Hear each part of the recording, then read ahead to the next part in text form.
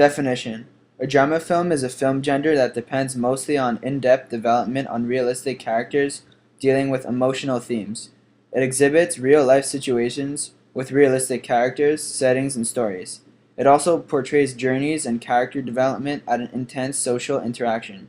Evidently, its purpose is to move the audience emotionally. Narrative: at the center of a drama is usually a character or characters that are in conflict at a crucial moment in their lives. Often, but not always, they have tragic or at least painful resolutions and concern the survival of some tragic crisis, like the death of a family member. Setting: the settings of a drama film can vary on a wide scale. It can range from a small town home in the middle of Kansas to the big city of New York, to a ship in the middle of the ocean or even space. Any and every place can be the setting for a dramatic film because it's the dialogue, the music, and the characters that really draw the dramatic effect. Themes: there exist tons of different themes in this genre. The most common are alcoholism, drug addiction, infidelity, moral dilemmas, racial prejudice, religious intolerance, sexuality, poverty, class divisions, violence against women, and corruption. Characters: there is usually a protagonist and an antagonist. In most drama movies, we tend to see a character that the audience can relate to so that they can feel like they can enter the same environment as them. They're also usually stock characters, meaning they're very stereotypical. Brief cinematography: the three major actors and actresses in this genre are Kate Winslet, Bette Davis, and Charlie Chaplin. Kate Winslet has won 41 awards and has had 69 nominations throughout her career. Her top movie was The Titanic, created in 1997, where she played the role of Rose. Bette Davis has won 20 awards, has had 19 nominations, and her top movie was All About Eve in 1950. Lastly, Charlie Chaplin has won 81 awards, has had 4 nominations, and his top movie was Modern Times in 1936. The three major directors are Steven Spielberg, Martin Scorsese, and Peter Jackson. Steven Spielberg is known to be Hollywood's best-known director and one of the wealthiest filmmakers in the world. His top movie was Raiders of the Lost Ark in 1981. Martin Scorsese won 111 awards and had 111 nominations. His top movie was Goodfellas in 1990. Lastly, Peter Jackson has won 93 awards and has had 76 nominations, and his top movies were Lord of the Rings. Top 5 grossing movies. First is The Titanic. It was released on December 19th, 1997, and it made over $2.185 billion worldwide. The movie is set on April 10th, 1912, on a ship called Titanic, when young Rose boards the departing ship with her upper-class passengers and her mother Ruth and her fiancé. Meanwhile, a drifter and artist named Jack Dawson and his best friend Fabrizio De Rossi win third-class tickets to the ship in a game. She explains the whole story from departure until the sinking of the ship on its first and last voyage. Second is Forrest Gump. It was released July 6, 1996, and made over $677 million worldwide. It's about Forrest Gump himself, a simple man with a low IQ but good intentions. He is running through childhood with his best and only friend Jenny. His mother teaches him the ways of life and leaves him to choose his destiny. Forrest joins the army for service in Vietnam, finds new friends, wins medals, creates famous shrimp fishing fleet, and many more. However, this is all irrelevant when he can only think of his childhood sweetheart Jenny. In the end, all he wants to prove is that anyone can love anyone. Third is Saving Private Ryan.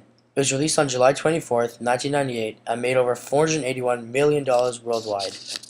It starts with the opening of the Allied invasion of Normandy on June 6, 1944. Captain Miller fights ashore to secure a beachhead, but amidst the fighting, 2 brothers are killed in action. Earlier in New Guinea, a 3rd brother is killed in action. Then, the United States Army chief is given an opportunity to alleviate some of her grief when he learns of a 4th brother, Private James Ryan, and decides to send out 8 men to find him and bring him back home to his mother. Fourth is Gladiator.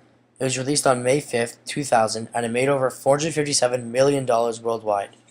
It's about Maximus, a powerful Roman general, loved by the people and the aging emperor, Marcus Aurelius. Before his death, the emperor chooses Maximus to be his heir over his own son, Commodus, and a power struggle leaves Maximus and his family condemned to death. The powerful general is unable to save his family, and his loss of will allows him to get captured and put into the gladiator games until he dies. The only desire that fuels him now is a chance to rise to the top so that he will be able to look into the eyes of the man who will feel his revenge. The fifth is Pearl Harbor. It was released on May 25th, 2001 and made over $449 million worldwide. It's set during a war that complicates everything. It all starts when childhood friends Rafi and Danny become Army Air Corps pilots and meet Evelyn, a Navy nurse. Rafi falls head over heels for her, but then he volunteers to go fight in Britain while Evelyn and Danny get transferred to Pearl Harbor. While Rafi is off fighting, everything gets even more complicated, and the next thing you know, everybody's in the middle of an air raid we know as Pearl Harbor. All-time worst movies. The first is Crossroads. It was directed by Tamra Davis in 2002 and got a rating of 3 on 10. It's a story of three friends who get together and bury a box, making a pact to open it at midnight at their high school graduation. In the little town of Georgia that they live in, things soon change. One is Little Miss Perfect, one is an engaged prom queen, and the other is a pregnant outcast. The night of graduation, they open the box, they strike up a conversation.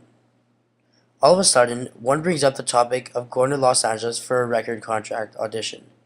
They all decide to go together, and they leave with a little money. They set out on the road with a guy named Ben. We found that it didn't have a clear audience, and it wasn't so appropriate for her younger fans. The second is Are We Done Yet? It was directed by Steve Card, 2007, and got a rating of 3.6 on 10. Having decided to ditch the city in favor of the suburbs, it's the story of a newly formed family who purchases a quaint fixer-upper that proves to be more trouble than they could have ever anticipated. The two main characters, Nick and Suzanne, have tied the knot, and now the couple is looking for a suitable home in which to raise their family. Despite their outward excitement at the prospect of moving into their very own home, the family soon discovers that the dreams don't come as easy as contractor Chuck clashes with the head of the family while forming a frustratingly close bond with his wife and two stepchildren. As the promising fixer-upper begins to pose a serious threat to the burgeoning of the family's bank account, Nick gradually begins to realize that the suburban dream doesn't come cheap. We found that it didn't have a good plot because it was all too predictable and it's just being dragged on. All-time best movies. The first best is The Godfather, because of their incredible acting and interesting storyline. The story begins as Don, the head of a New York mafia family, oversees his daughter's wedding. His beloved son Michael has just come home from war, but does not want to intend to become part of his father's business. Don lives his life in the way of the old country, but times are changing and some don't want to follow the old ways. Then, an up-and-coming rival of the family wants to start selling drugs in New York and needs Don's influence to further his plan. The clash of his fading old world values and the new ways will demand a terrible price, especially for Michael, all for the sake of the family.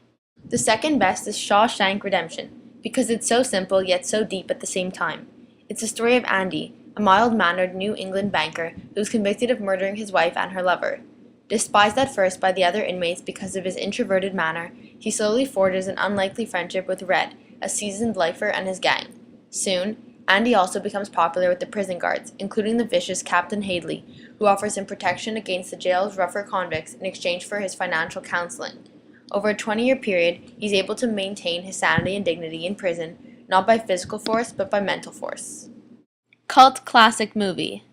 The movie Fight Club is a cult classic because it did not do well at the box office due to harsh critical reactions that did not like the movie's apparent condoning of violence. However, DVD sales have, since then, skyrocketed. It then became very popular and gained a huge following because of its quotable, great performances by actors like Brad Pitt and its inspirational themes throughout the movie. It's about a ticking time bomb insomniac and a slippery soap salesman channel primal male aggression into a shocking new form of therapy. Their concept catches on, with underground fight clubs forming in every town until an eccentric gets in the way. Thank you for watching, starring Paley Fleisher, Adam Smolar, and Noah Haas.